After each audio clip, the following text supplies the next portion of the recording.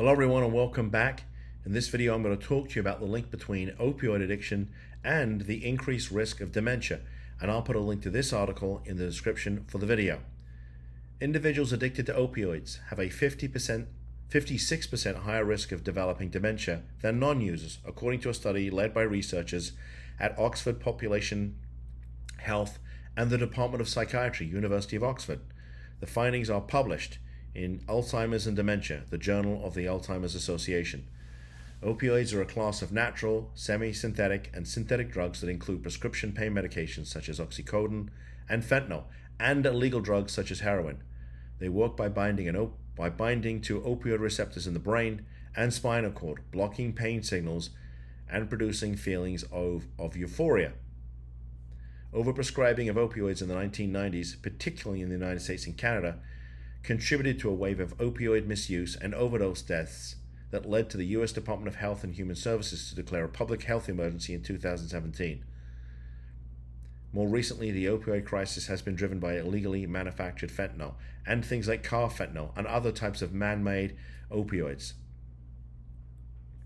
While the short-term effects of opioid use disorder, OUD, are well known, there is an urgent need to better understanding their long-term effects on brain health, as millions of people struggling with opioid addiction start to age. Direct link between opioid use and dementia risk.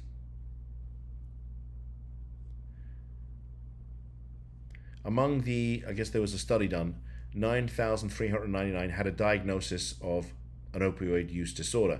Their average age at enrollment was 58.9%. The average age at enrollment was 58. The average age at enrollment was 58. 91% were male, 78% were of European ancestry, 11 were from African ancestry. And they were more likely to be smokers, heavy drinkers, and use of cannabis than those with an opioid use disorder. I apologize if I made a mess of that. The mechanisms linking opioid addiction to dementia remain unclear, but the study authors speculate that long-term opioid abuse may contribute to hardening and narrowing of the arteries, infection, and hypertension, all of which can reduce the flow of blood and oxygen to the brain. Okay, I think you get where I'm going with this, even if I made a bit of a mess of what's going on here, but hopefully you get the point, right? And I've said this before. I mean, this stuff, if you're going to use drugs, I get it, and I'm not telling you how to live your life. Right? I've taken flack, anytime I've talked about alcohol or kratom or marijuana or any other drugs, people are like, oh, you just want to tell us how to live. No, you can do whatever you want. You can sit in your home, drink till the cows come home, smoke weed, do other drugs. I'm not here to tell you what to do. Okay, that is not my mission. My mission is to help families who are dealing with a loved one who is killing themselves. Okay, these people are dying as a result of whatever their addiction is. And it's not just drugs, it's things like eating disorders and schizophrenia and paranoia and delusions and all kinds of crazy stuff that 10 years ago we never saw. And for the people that, post online and criticize me, spend a day in my office, speak to a crying mum, speak to a crying dad, and then tell me, you're telling me how to live my life. I'm just telling you where I come from. And if you don't like the content, well, that's fine, I get it. I'm okay with criticism. I'm just telling you what we do here. And for the families out there who listen to this content every day, thank you.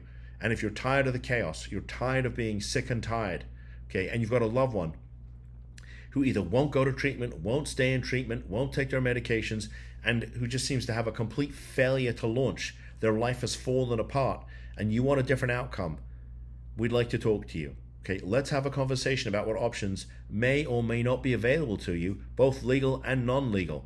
If there's an issue going on in your family and I've not made a video about it, post in the comments. I will make you a video, because if it's affecting your family, I'm sure it's affecting somebody else's, and I make this content for you every day so you can get the information that you need.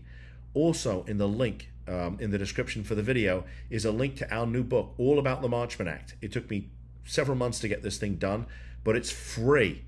Okay, and it will talk you through the Marchman Act process, the psychological components of dealing with somebody that you're looking to Marchman Act. All you got to do is click on the link, you put your name, your email address in there, it sends you a link to the book, and you can download it for free. Also included in the download is the video. So I made a video For every chapter, and there's 9 of them, there's a video with me talking all about what you've just read. And again, I mean, I spent a lot of time doing this, and it's there for you. So please download it. Okay, we made it for you. If you like this content, please give me a thumbs up. This helps with the algorithm. It helps us to get this in front of more people, which means we can help more families and save more loved ones. So please, if you can do this, I'd be grateful. And if you want more of this content that I make every single day for you, including today, which is Memorial Day weekend, please subscribe to the channel. And with that said, thank you. Thank you for tuning in. I'll see you in the next video. Bye-bye.